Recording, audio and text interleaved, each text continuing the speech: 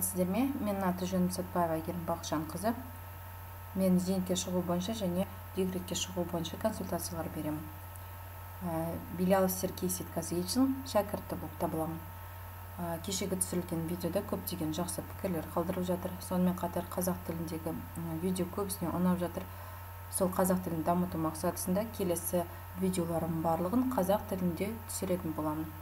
Осы видеоны мен 1962 жылы туылған әйелдерге арнаймын. Яғни олардың зейнетке шығу жасын толығырақ айтып беремін. 1962 жылы туылған әйелдер қаңтар, ақпан, наурыз, сәуір, мамыр, маусым айларында зейнетке 60 жас 6 айында шығады. Ал егер де 1962 жылы шілде, тамыз, қыркүйек, қазан, қараша, желтоқсан айларында туылсаңыз, сіздер зейнетке 61 жасыңызда шығасыздар.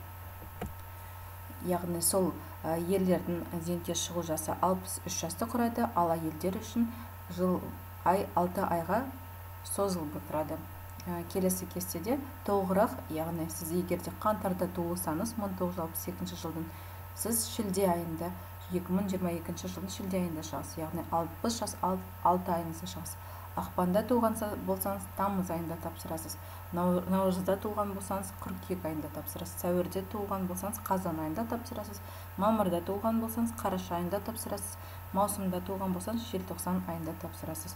Осы кезде желтоқсан айынан кешіккендер тағы да 6 айға зейнетке шығу жастарыңыз ұлғаяды. Сол себепті 10 жұмыс күн бұрын құжаттарыңызды дайындап тапсыруыңызға құқығыңыз бар. Зейнетақы бойынша консультациялар беремін. Мен YouTube каналыма жазылыңыздар мен. Сонымен қатар WhatsApp-қа жазсаңыздар болады.